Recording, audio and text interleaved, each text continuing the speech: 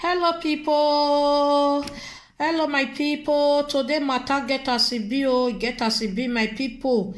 I don't know where our Nigeria youth, where they draw Nigeria matter. We don't know where they draw Nigeria matter they go. Because of one particular state, my people, Dubai don't ban Nigeria to come to Dubai. They don't ban Nigeria. You know if you go Dubai again. And they deport Nigeria people from Dubai to Nigeria because of sets of people, because of all this courtesy.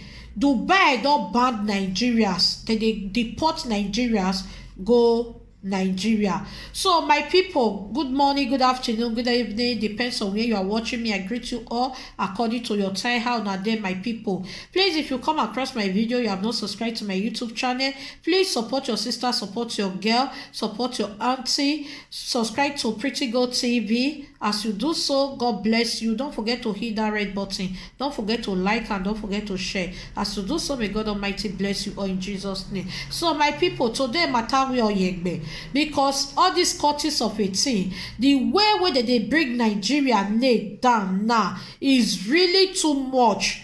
Is really too much, both in the diaspora, both in Dubai, everywhere. Because of Nigeria people now for Dubai. If I tell you wetin dey happen now for Dubai, my people, the thing where oyegbe. Because of wetin our youths they do, I no see wetin that they gain for this courts of 18 where they form for different places where they go. I no see wetin that they gain. Where only one thing where they gain na shame and disgrace. Then they use until they bring call Nigeria. Then they use until they bring call our country Nigeria. Shame and disgrace, my people. Person wey comot for us, you wan go find better life. Wetin go concern you, concern courts. When you go, when una go form courts again. When una go form courts again. As they deport una go ask one by one, I should be una like her. Una like her because if una no want me they deport una go Nigeria, una no go form una courts for Dubai. Before, during last year, Dubai first banned this thing. Say Nigeria people don't feel called to Dubai again. Before the country resolve the matter. Before the country allow Nigeria they come. Because of why when they first stop her? Because of courts where they say they fight themselves. When they say they fight themselves. Now, wetin come dey happen now, my people? Courtists, they go for follow Arab person, they go buy Arab person. So how una fit say make they just sit down, they look una as una do una as una do their people. They no go fit sit down, they look una like that. Because that kind of thing, they don't need that for their country. Una fit go na country Nigeria, go they do all those kind of things. Anywhere where una travel go, una no go do all those things. Because why? They don't need that. They don't need that for them. They don't need that. I don't know where all these courts people come they draw Nigeria name they go now. I don't understand. We first say Nigeria now. More they pray for Nigeria, make Nigeria they good. Nigeria now they down. Una go still they cost una again. When they cost still they use that because of una they call they spoil Nigeria name more. Join the one where they fed they spoil. I beg all these our courts boys. I beg make una stop this things una they do. It no they good. Make una stop her. Make una stop am. Wetin una dey gain for inside? Because of una now, the responsible people wey dey Dubai now, the thing go come dey rob them. E go come dey rob them. Make una do more than stop am. E no dey good. Some of our youth courts drive them from Nigeria. Comot travel. They go still go where they travel again. They go still continue the courts of a thing again. Wetin dey swear for una? They curse una. They cause una. Wetin dey happen by the way? Wetin dey happen? I beg, my fellow brothers, I beg. Make una stop this thing. Una dey use that thing dey spoil Nigeria name. Una dey use that thing dey spoil am. Good people wey go dey the country, they go dey use that eye till they look the good people. E get one video when I go drop for this click after I don talk finish. But I try make una watch the video. The way our Nigeria brother wey be doctor for Dubai, the way e take talk for this matter. Make una try make una watch this video finish. I go join and click and join this video when I dey do so. This thing is really affecting them. It's really affecting the good people in Dubai. Wetin the cultists they do for Dubai, it dey affect the good people. It dey affect the good people. Even our guests sef, our guests for Dubai, wey still dey do one or two things wey they not supposed to do, they still dey deport them go house. Then they deport them go house. Please, our fellow brothers, abeg, una stop this thing. Now una go carry una weapon go meet person for house. Now una go deal with that person. Una go take that person life. Wey in that country not be una own. Una no even dey feel say this thing una dey do so e no good. E no good.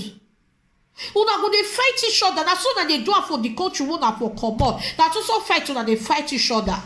Una go still comot for una country. Una still go dey fight each other for where una dey. They swear. If they even swear, una no go use una sense. Una use una sense now. Una no gonna use una out till they rob the good people, the innocent people. If person want travel now go holiday, now Dubai they like to go because of wetin una they do. Now they don't banter. Our market how una want to now. How una want to? Una go fit comot now as they deport una so that they go that country again. Our market now no go fit go again. Una no go fit go. Now only the innocent ones wey want like to go Dubai. Now all those one me they pity for. Now all those one me they pity for because all these news as what that they do for our country Nigeria. Not be all country they accept her. Not be all country they accept that kind of thing. Not be all country. See that day now so almost 15 guys they go meet person for house. They don't know say CCTV e dey CCTV camera e dey there. Now so e catch up there. Now so e catch up there. Imagine where 15 people go meet person for house. Add that person. You not sure say that person go remain. E no go remain. Where country will no where e no be una oh now just go there go they commit things we are not supposed to do now go they do for there. I beg my fellow brothers. My fellow brothers, wanna stop all those things. Wanna stop all these things. Gay no day. Only the gay way they na innocent people blood way they on a hand. Now only that one. Now that one I want. Now that one I want. Innocent people blood way they on a hand. Now that one I want. I beg. That video I go join this video when I do so not be me talker. Now waiting they talk now I can't talk. Now waiting I see now I can't talk. Mona try Mona watch the video to the end. Now see where our brother Nigeria daughter where they do by where for talk. I go click and join this video where una they watch. So thank you all for supporting me. I appreciate you all. Please, if you know you have not subscribed to my YouTube channel, please subscribe. Don't forget to hit that notification button. Whenever I upload a new video, you will be the first to be notified. Please support me, support your sister. As you do so, may God Almighty bless you. Try and watch the video. I will click it to this video. Thank you all so much. See you all in my next video. Bye bye. I love you all. There are many people walking. Once you are in Nigeria, they will be running from you. Hush Puppy own day, Woodbury own day. There's this some Nigerians they do cultism for Saja. That was still there. Now some girls go kill local. And now when see they happen for Nigeria, when we say Yoruba people, they say okay, the Fulani people they kill them, so they won't get their own Yoruba nation. Now you guys go kill the local. By a Cameroonian, they are just arresting everybody, busting for God's sake. What is the problem of you people? This is a high time for every Nigerian, every good Nigerian to be calling out of one others so that they will know that we are not all the same. They will know that we are not all the same. What is the problem of you people? They are arresting every blacks now. Do you want them to send us back home? Now they block Nigeria and other your brothers and sisters that want to come in. They block. And now why don't they block Benin Republic?